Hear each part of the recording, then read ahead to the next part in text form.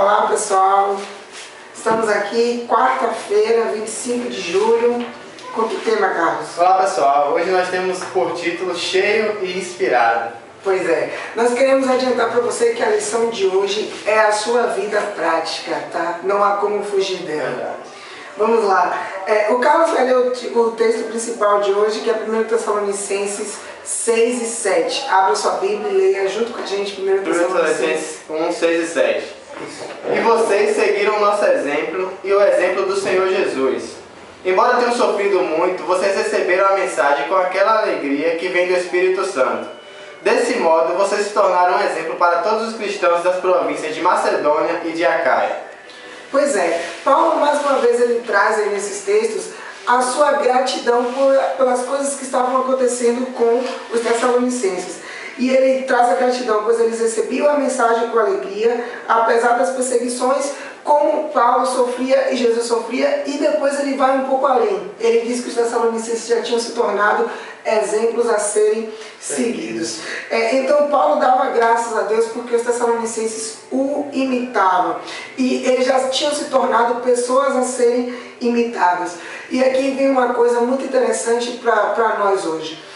Muitas pessoas hoje na igreja falam para nós, e nós escutamos muito a seguinte mensagem: não siga ninguém. É isso. Só Cristo deve ser exemplo. Só devemos seguir a Cristo. Porque as pessoas são falhas, né? Só que nós acabamos de ler na palavra de Deus o servo do Senhor Paulo dizendo o quê? Não, vocês devem ser seguidos, porque vocês me seguem, me imitam. O que vocês acham? Paulo estava certo? É isso. E também tem a questão, Paulo também era um pecador como nós. Você acha que os tessalonicenses deviam tê-lo como exemplo, mesmo ele sendo também um pecador? Pois é, olha só, nós hoje precisamos, o ser humano sempre precisou em todas as fases da história humana de exemplos, de pessoas que ele pudesse seguir. E antes da gente entrar nesse contexto aqui, eu gostaria de te convidar a se relembrar, realmente você tem alguém a quem você imita, quem você vê como uma pessoa que pode te passar uma mensagem boa, pode te passar força.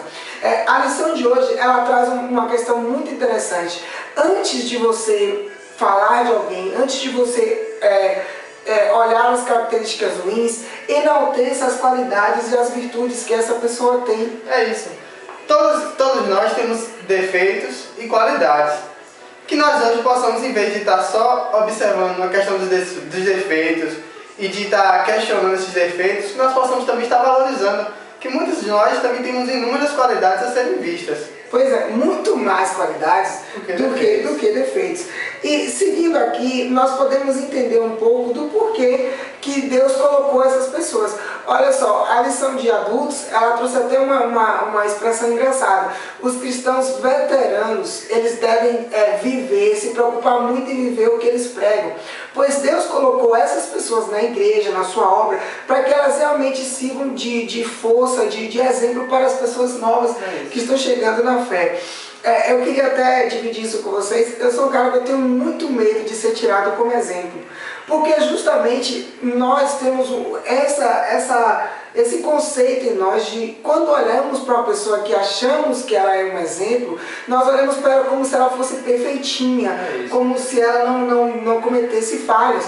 E quando essa pessoa cai, o que é que acontece? É isso, porque essa pessoa também é um pecador. Então tende a cair, né? E quando nós vemos que uma pessoa que é nosso exemplo cai, nós nos perguntamos, poxa, aquela pessoa não é toda certinha, não é um santo e tal, e esquecemos dessa questão de que ele também é um pecador, né? Aí olham e dizem assim, o jovem que prega, o jovem que canta, o jovem que vai lá na frente da igreja fazendo isso, por isso que às vezes eu tenho muito medo de ser exemplo. Mas a lição de hoje vem justamente dizer o contrário, de que realmente eu sou exemplo, de que realmente você, Carlos, é exemplo. E olha só, por que os tessalonicenses eram um exemplo?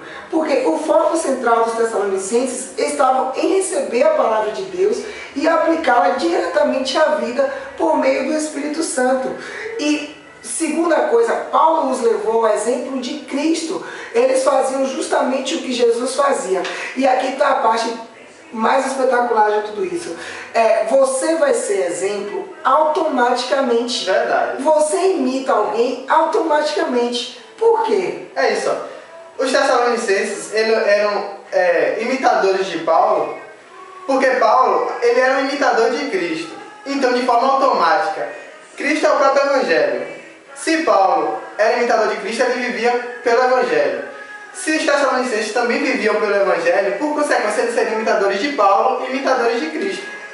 Assim como eles hoje, nós podemos também ser imitadores de Paulo e dos Tessalonicenses, se nós formos seguidores do Evangelho da mesma forma como Cristo pregou. Então nós seremos imitadores de Cristo, de Paulo, Tessalonicenses. Por consequência, se tanto eu como o Gêmeo nós seguimos o Evangelho, eu por consequência serei imitador dele e ele será meu imitador também. E olha, a parte mais desafiadora, não há como viver sem ser exemplo. Você é exemplo de alguma coisa, eu sou exemplo de alguma coisa, o Carlos é exemplo de alguma coisa.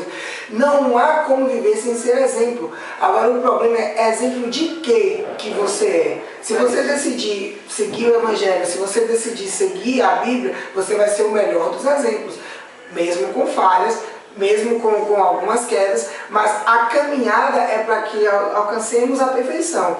Então é inevitável. Estamos aqui, Deus te chama para ser exemplo e para ser um imitador ao mesmo tempo. É isso. O problema não é sermos exemplos, é sermos exemplos de coisas positivas. E que nós possamos estar cada dia consumindo mais de Cristo, para que nós possamos estar transmitindo o caráter dele, e assim seremos ótimos exemplos para aqueles que estão à nossa volta. Pois é isso aí, pessoal. É isso aí.